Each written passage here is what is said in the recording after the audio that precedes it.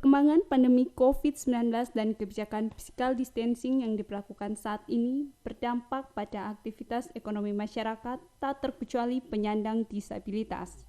Menghadapi situasi ini, pemerintah telah menerbitkan kebijakan jaring pengaman sosial atau bantuan sosial, baik dalam bentuk program Keluarga Harapan, kartu sembako, bantuan sosial tunai Kemensos, bantuan Pemda maupun BLT dana desa.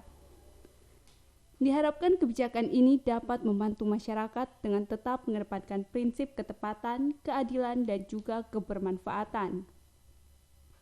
Bantuan yang disalurkan mesti dipastikan tepat sasaran penerima, tepat waktu penyaluran, serta tepat bentuk dan jumlahnya. Isu yang berkembang terkait adanya ketidaksesuaian antara prinsip-prinsip pelaksanaan dan fakta yang ditemukan di masyarakat, khususnya bantuan jaring pengaman sosial bagi disabilitas, mendorong keterpanggilan Bengkel APEK NTT, salah satu NGO yang berkantor pusat di Kota Kupang, untuk melakukan survei terkait proses penyaluran bantuan bagi disabilitas. Bekerja sama dengan ICW, Bengkel APEK NTT telah melakukan survei pada tanggal 16 sampai 24 Juni 2020 di Kota Kupang, yang melibatkan 120 penyandang disabilitas sebagai responden. Disabilitas dipilih secara acak, tersebar di 6 kecamatan dan 20 kelurahan yang ada di Kota Kupang dengan mengacu pada data Dinas Sosial Kota Kupang. Alfred Enamau saat presentasi hasil survei dalam dialog publik yang dilakukan lewat Zoom meeting pada tanggal 29 Juli 2020 mengungkap adanya hasil temuan bahwa meskipun distribusi jaring pengaman sosial sudah dilakukan di Kota Kupang, masih ditemukan 43% penyandang disabilitas belum tersentuh program ini, dan hanya 20,4% yang terkonfirmasi sebagai penerima bantuan khusus penyandang disabilitas. Padahal, situasi COVID-19 saat ini turut berdampak pada 38,3% mata pencarian disabilitas.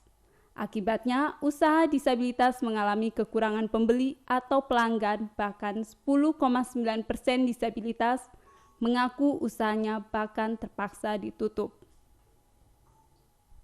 Problem pendataan bagi disabilitas menjadi salah satu sumber masalah yang perlu dibenahi.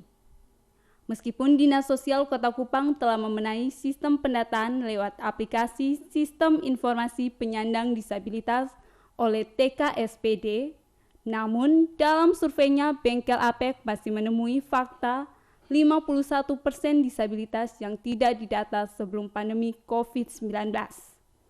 Angka ini terus bertambah. Terdapat 66,7% disabilitas justru tidak pernah didata saat adanya pandemi COVID-19. Artinya, pada saat pandemi COVID-19 di mana banyak orang sedang terpuruk dan membutuhkan perhatian dari program jaring pengaman sosial, justru hanya 33,3% disabilitas yang didata untuk mendapatkan bantuan tersebut. Permasalahan proses pendataan ini berbuntut minimnya kepesertaan disabilitas pada saat penyaluran bantuan sosial. Bengkel APEK NTT menemukan bahwa penyaluran bansos tahap 1 mengikut sertakan 70% penyandang disabilitas. Pada penyaluran bansos tahap 2, hanya 40% disabilitas terkonfirmasi menerima bansos.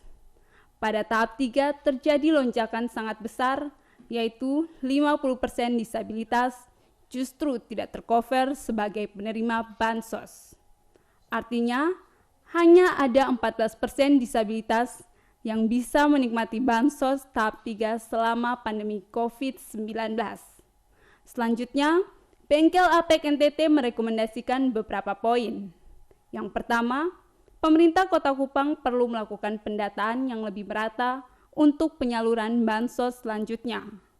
Terkait pemutahiran DTKS, pemerintah perlu lebih memastikan agar kelompok rentan seperti penyandang disabilitas yang tidak mampu benar-benar telah terdata sebagai penerima bantuan.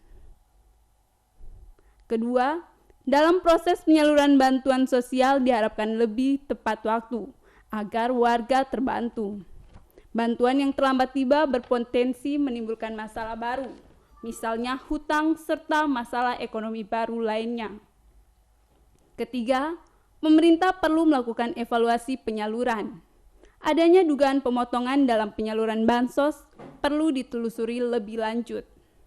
Keempat, keterbukaan informasi penerima bantuan sosial perlu ditingkatkan.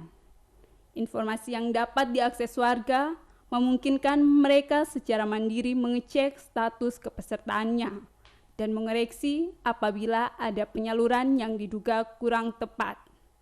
Kelima, sosialisasi kanal-kanal pengaduan, misalnya kanal pengaduan Pemkot, Kemensos, KPK, dan lapor, perlu lebih digencar dilakukan. Semakin warga mengetahui saluran aspirasi yang disediakan negara, mereka bisa berkontribusi untuk perbaikan proses penyaluran bansos di daerah yang lebih baik. Sekian liputan Suara Kampung Bengkel APEK NTT.